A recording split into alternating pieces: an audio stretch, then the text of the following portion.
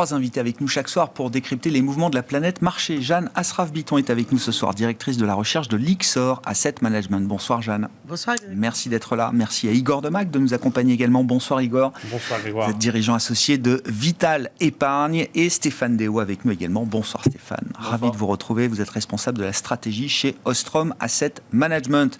Commençons par les mouvements qui animent les marchés obligataires. C'est un peu les montagnes russes en ce moment sur les courbes de taux, comme on dit, Stéphane.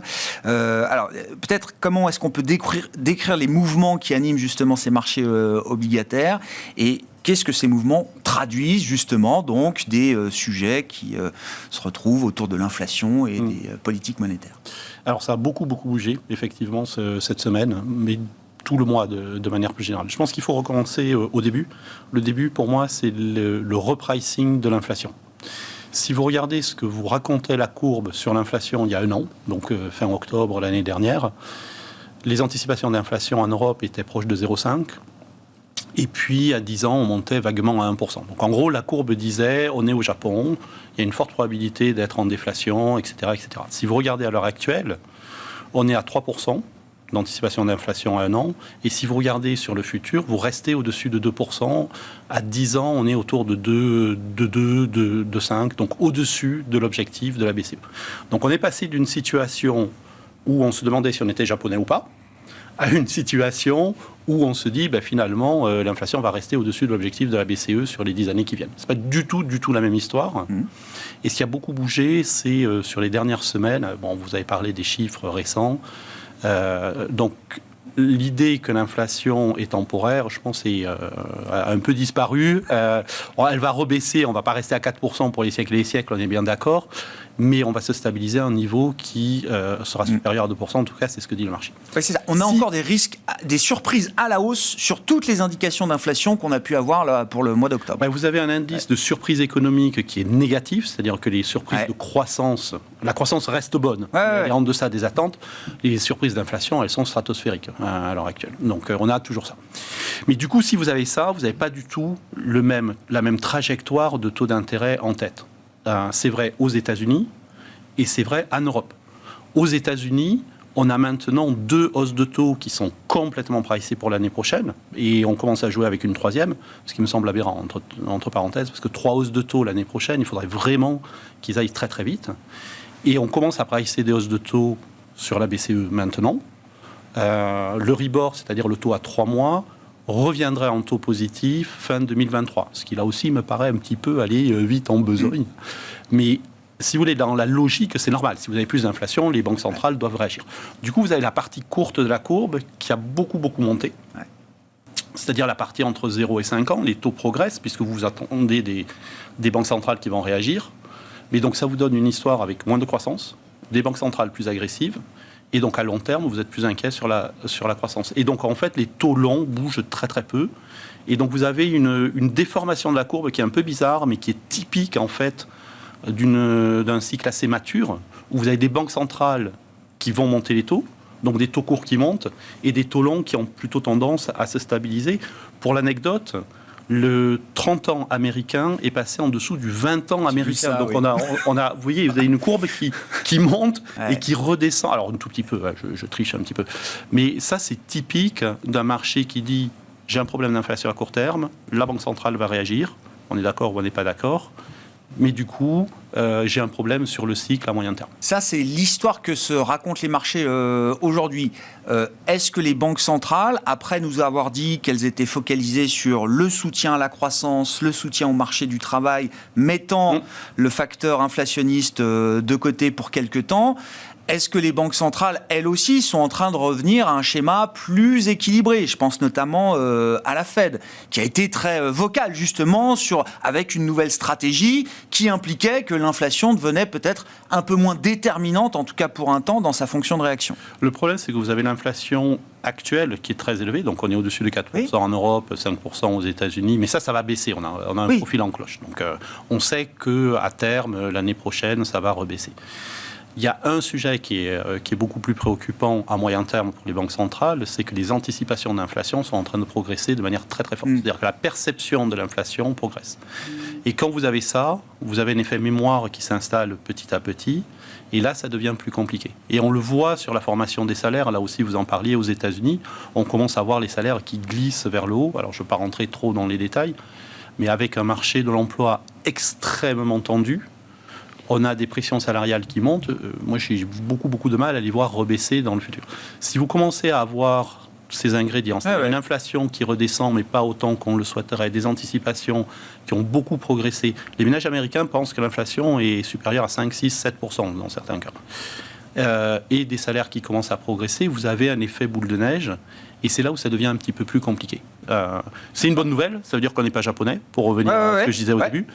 Mais il ça faut fait pas... comme 10 ans qu'on cherche un peu plus d'inflation dans le monde développé. Mais pour revenir, c'est M. Trichet que vous connaissez bien qui disait une fois que le dentifrice est sorti du tube, c'est difficile à remettre. Donc il faut pas trop... C'est le banquier central allemand, c'est Carlo Toppel.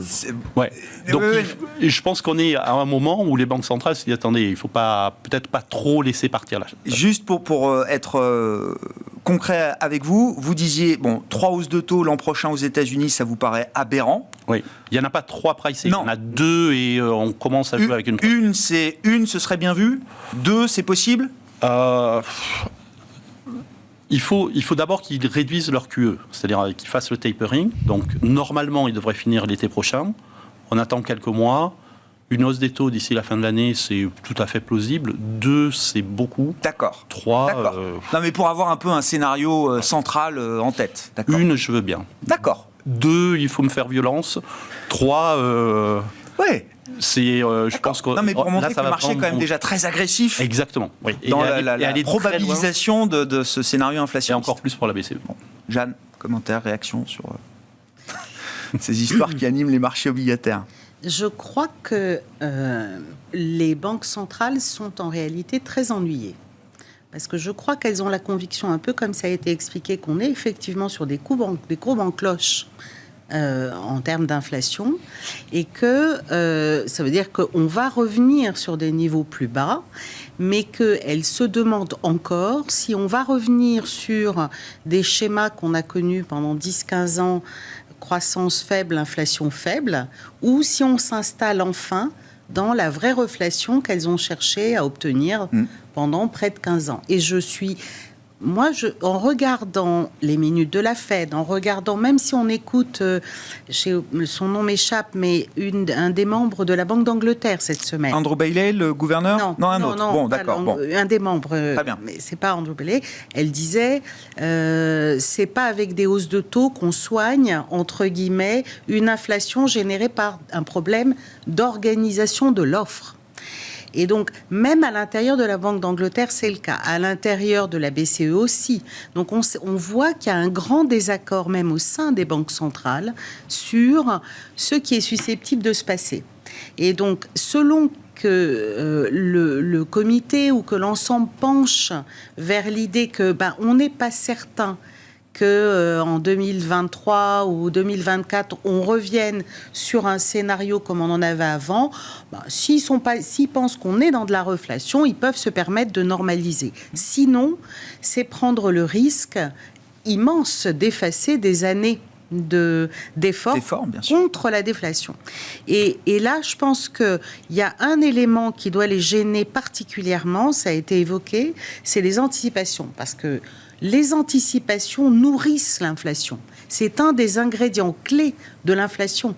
Pour que les gens montent les prix, il faut qu'ils pensent que l'inflation augmente. Donc, c'est aussi vrai que ça ou pas? Parce que j'ai vu passer quand même un papier d'analyse d'un économiste de la Fed qui semble nous dire que finalement, ces anticipations d'inflation ne jouent peut-être pas un rôle aussi déterminant dans la réalisation de l'inflation. Moi, je pense que si, peut-être un peu moins aux États-Unis. D'ailleurs, on remarquera qu'aux États-Unis, les anticipations d'inflation n'ont pas tellement bougé.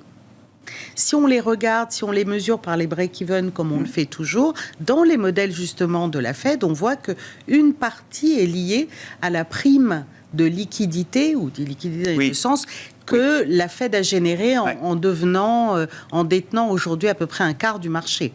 Donc, si elle se reconstitue, ce que eux jugent être les anticipations d'inflation sont plutôt aux alentours de 2. sur le 10 ans. Donc très peu bougé, ça a été très stable sur la période. En Europe, c'est un peu différent. La remontée des anticipations est beaucoup plus violente qu'aux États-Unis. On remonte plus haut qu'avant crise. Et effectivement, on peut penser qu'elle nourrit de la même façon qu'elle avait nourri la désinflation lorsque les anticipations s'étaient écoulées. Un phénomène autoréalisateur quand même. Dans les deux sens. Et puis l'autre élément majeur, c'est les salaires. Alors, aux États-Unis, dans l'ensemble, c'est vrai qu'on voit des pressions salariales, mais quand on regarde secteur par secteur, y compris en regardant un peu dans le détail, on arrive à voir qu'en fait, il y a 2 secteurs pour lesquels la hausse des salaires est nettement au-dessus de la moyenne des 3 dernières années. Il n'y en a que 2. Ouais. Transportation and warehousing, donc ce qui est lié à la réouverture. Et puis, le deuxième qui est lié loisirs, à la hôtellerie. Oui, hôtellerie, loisirs, leisure, etc. Accueil. Tous les autres sont à peu près dans la moyenne des 3 dernières années. Et il y en a un, de façon assez intéressante d'ailleurs, qui est très en dessous, c'est la technologie. Donc, il faut voir comment le marché du travail va évoluer.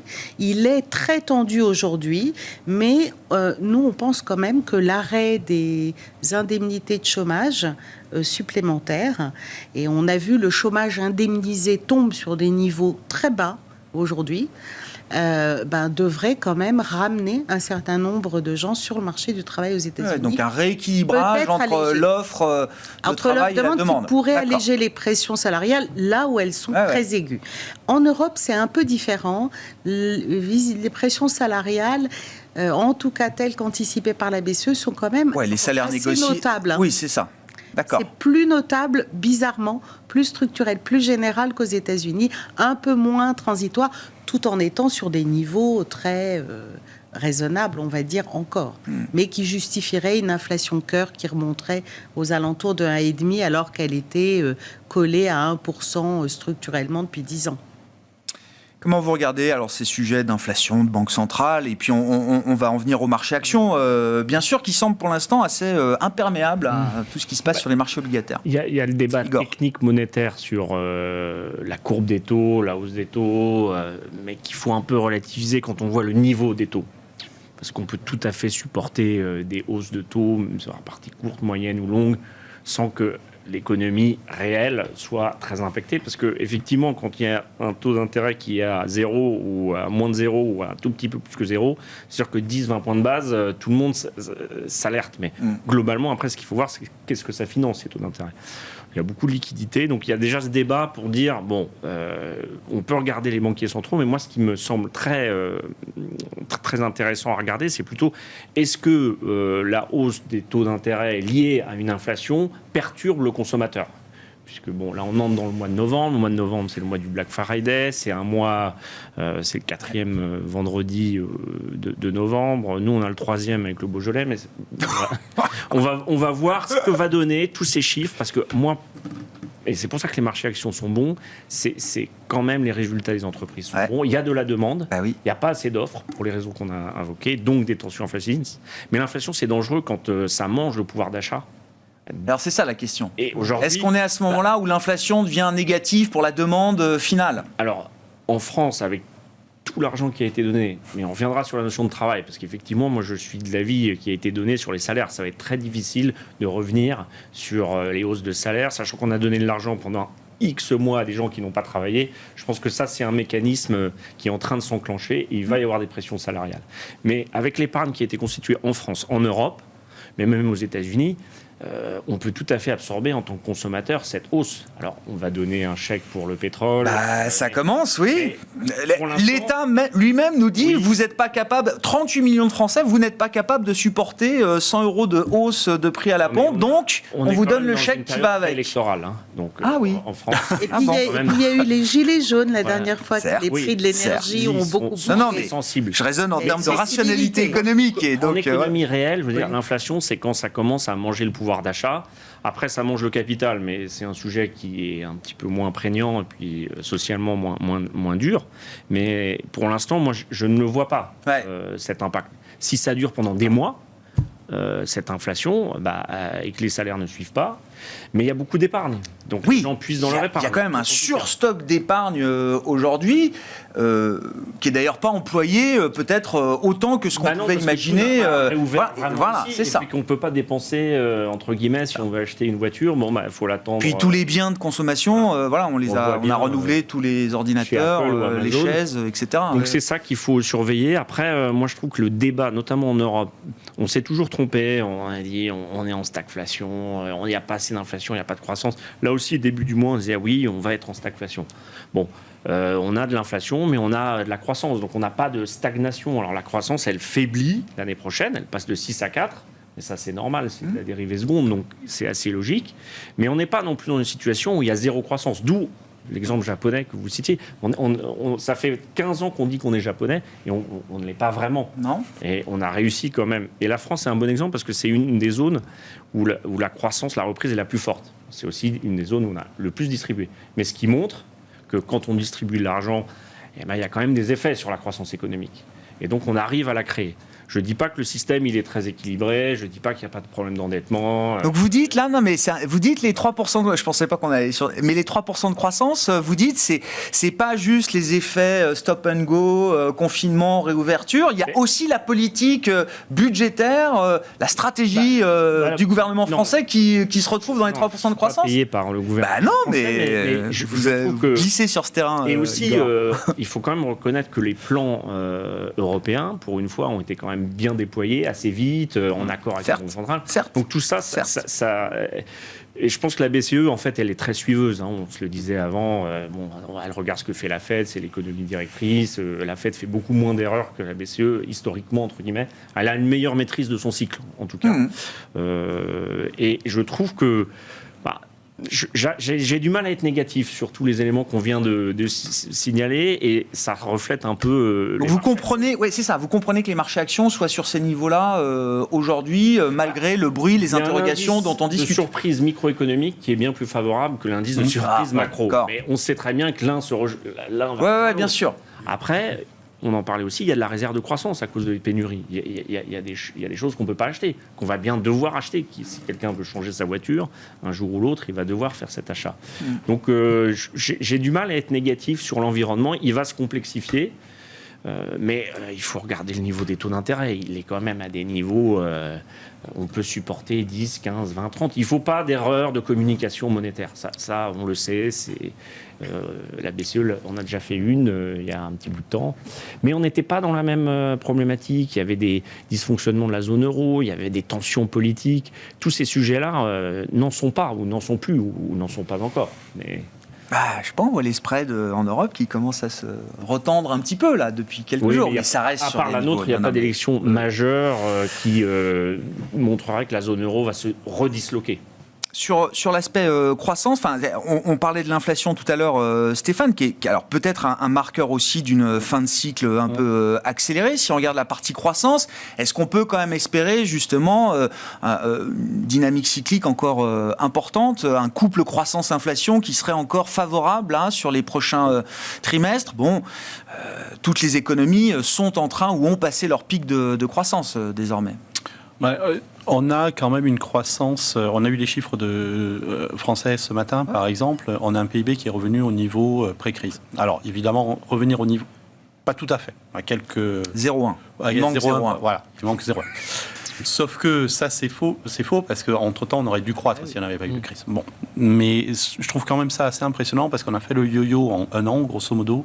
Je rappelle que la dernière crise, qui était grosso modo 3 fois moins grave en termes de perte de PIB, il nous a fallu 4 ans pour revenir au niveau pré-crise. Donc on a fait un aller-retour d'une violence et d'une rapidité en même temps absolument phénoménale. Est-ce qu'on est en fin de cycle? Je ne sais pas, mais c'est vrai qu'on commence à avoir pas mal de symptômes de fin de cycle. Si je remets ma casquette de stratégiste, on a par exemple les marges des entreprises qui sont au plus haut à la fois aux États-Unis et en Europe, ça dépend de la façon dont on regarde, mais qui sont très très proches des plus hauts. Donc on se retrouve avec effectivement une saison des résultats qui est très bonne. C'est-à-dire les chiffres d'affaires surprennent à la hausse. Les profits surprennent encore plus à la hausse, ça veut dire que les marges sont bien meilleures qu'attendues. C'est une super bonne nouvelle.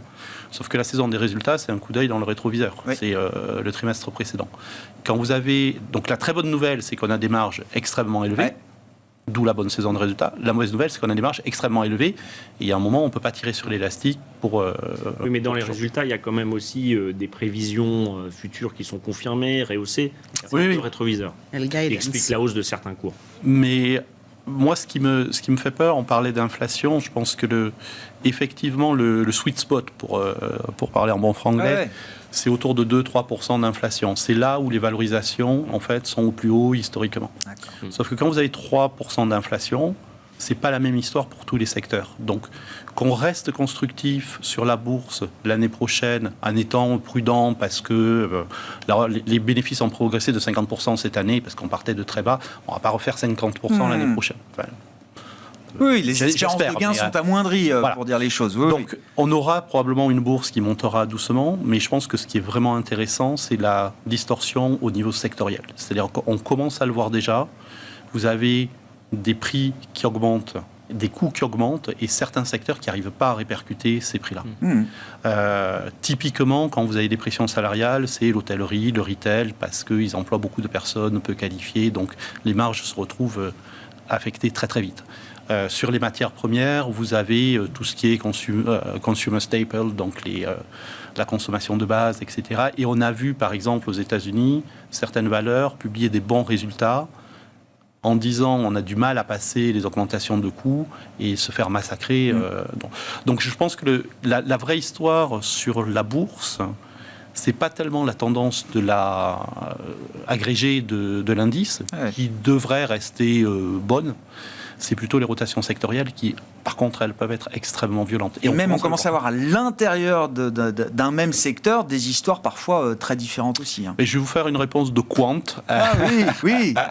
Ce qui marche très bien en fin de cycle pour sélectionner des valeurs, c'est l'augmentation des marges. Pourquoi ? Parce qu'en début de cycle, tout remonte, donc tout le monde augmente ses marges, donc c'est pas la marée qui monte. Voilà. En fin de cycle, vous avez souvent des coûts qui progressent, coûts salariaux, coûts, etc.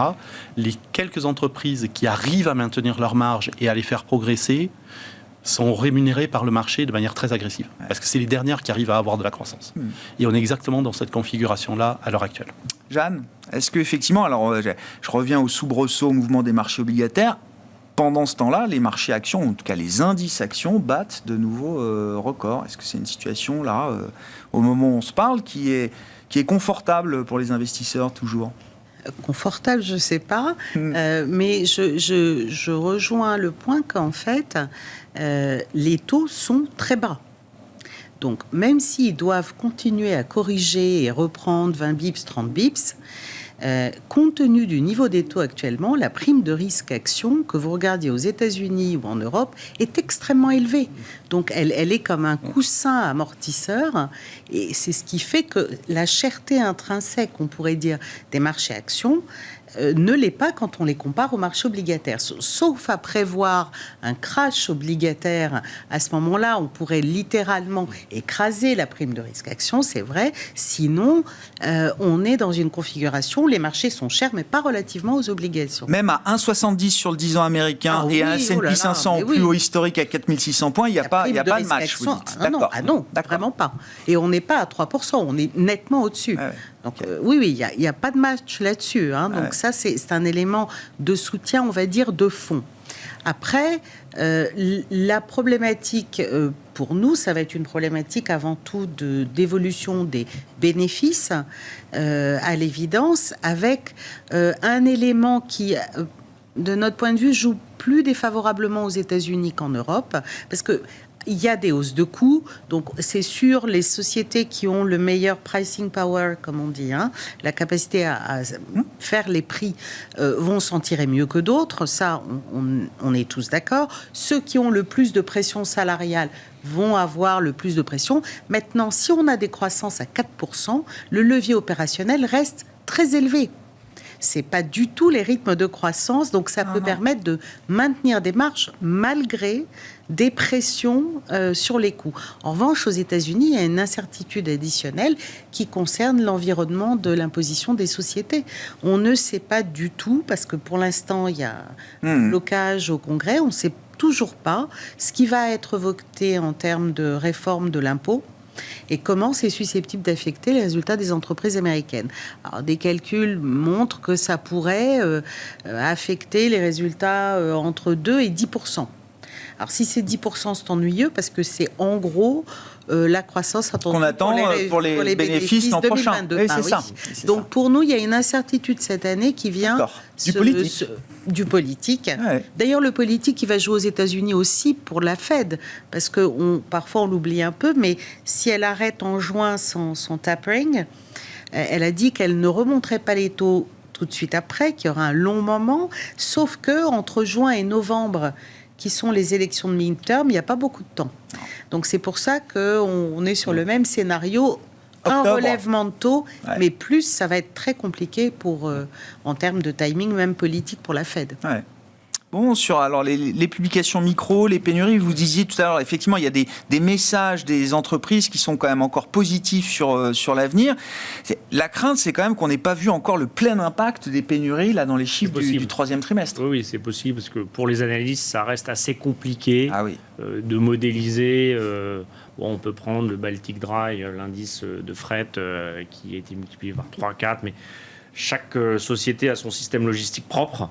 C'est un peu comme modéliser les variations de change de montant. Quand j'étais analyste, ça restait quand même une gageure parce qu'on n'a jamais les taux de couverture, etc. Donc c'est vrai que c'est la clé, mais que vous regardez les résultats de LVMH, L'Oréal, bon, c'est pas trop le sujet, même s'ils doivent en avoir. Ouais. Donc il y a, comme il était dit auparavant, des sociétés qui gèrent mieux que d'autres.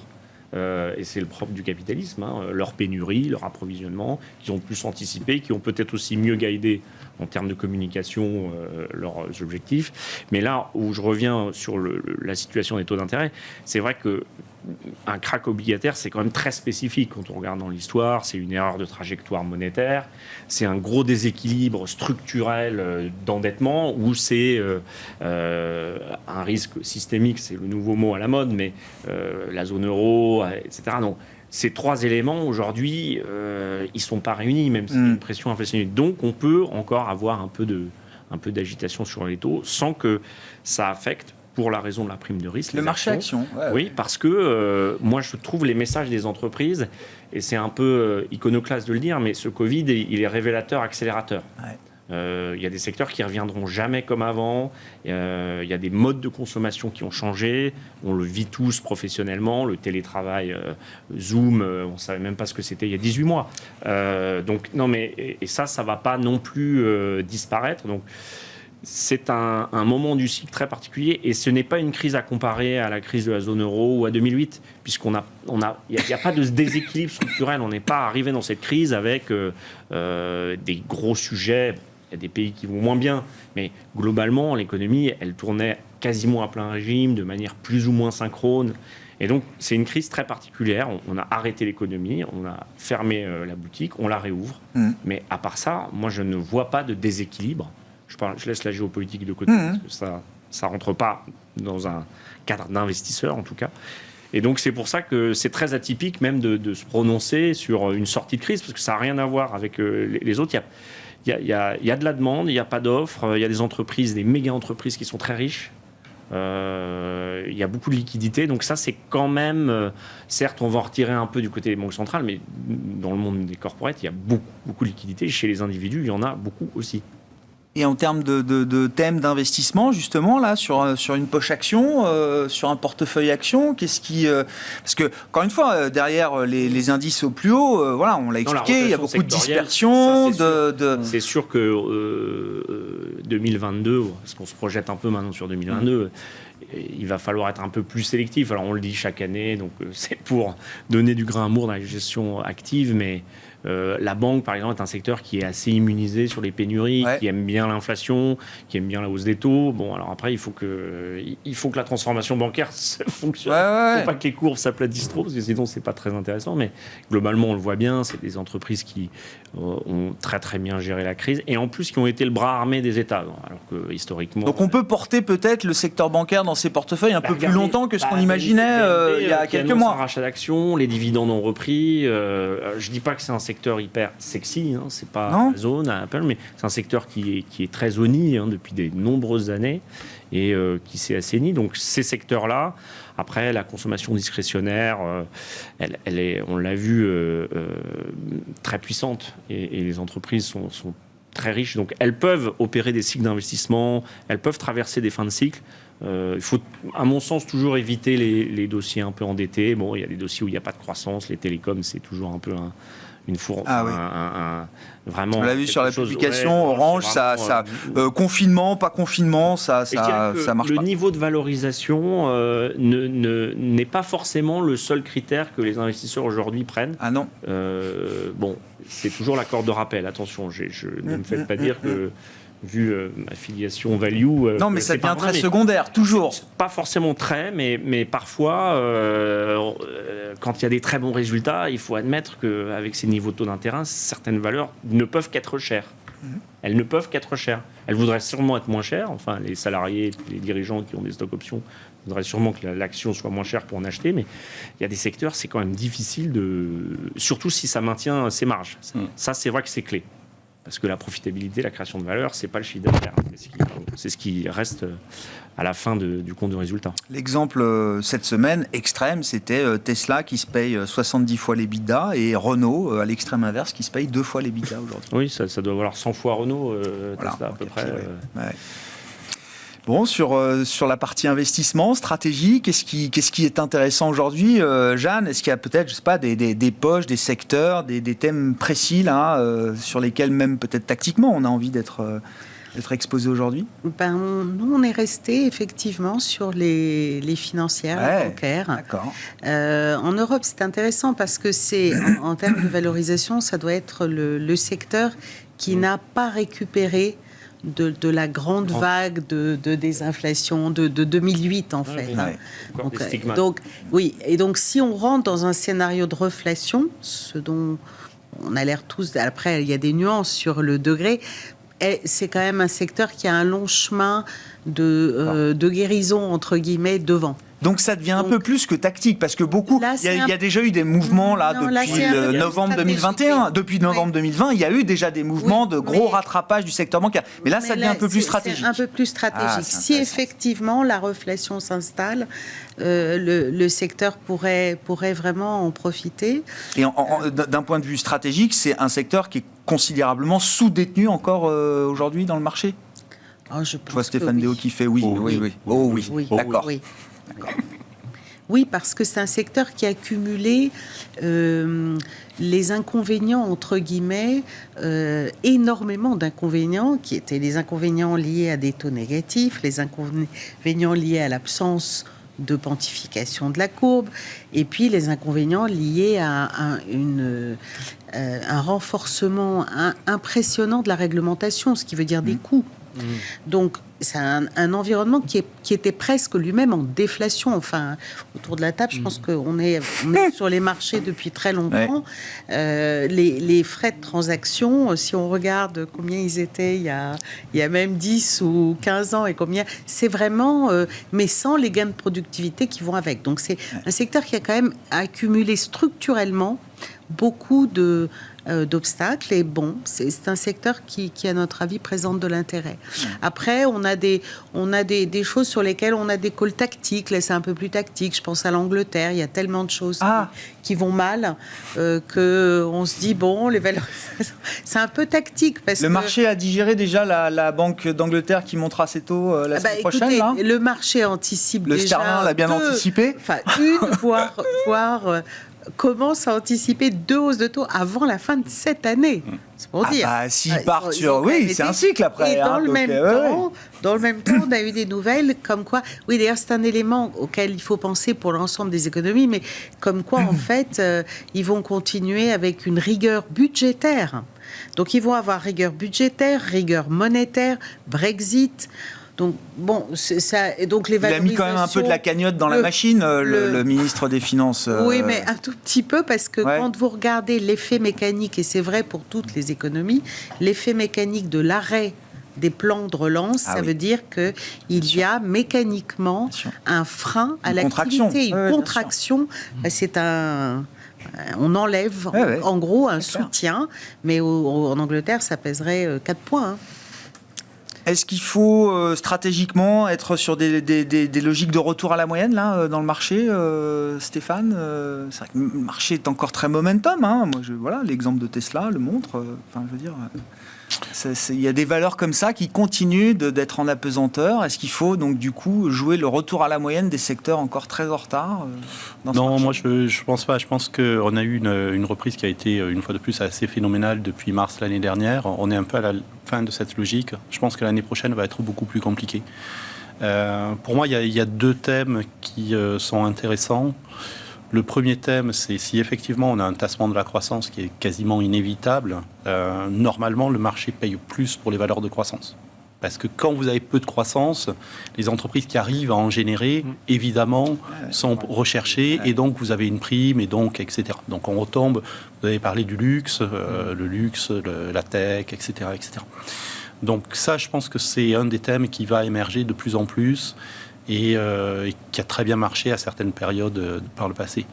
L'autre histoire, c'est si on est d'accord que les taux vont monter, il faut être short duration, pour le dire dans notre jargon, c'est-à-dire il faut prendre les valeurs qui devraient monter en même temps que les taux d'intérêt. Et donc les bancaires, par exemple, sont un très bon exemple. Alors je ne vais pas répéter tout ce qui a été dit, je voudrais juste vous offrir un argument de plus. C'est que BNP sur Sogé, non ? Non, mais il y a je rappelle que les banques n'ont pas payé de dividendes depuis 1 an ou 2 ans, qu'elles ont énormément de capital à l'heure actuelle, probablement trop, et que donc le régulateur, à un moment donné, va réouvrir la porte. Et vous pouvez très bien vous retrouver avec une rentabilité du dividende à 3, 4, 5%. C'était le cas il y a quelques mois. Exactement. Et à ce moment-là, il y a quand même pas mal d'investisseurs qui vont regarder le Bund à moins 0,1 et les banques à plus 4 ou 5. Alors évidemment, ce n'est pas le même risque. Hein. Mais vous avez quand même une espèce de grand écart qui est absolument monstrueux. Et vous devriez avoir certains investisseurs qui vont revenir sur ces dossiers-là.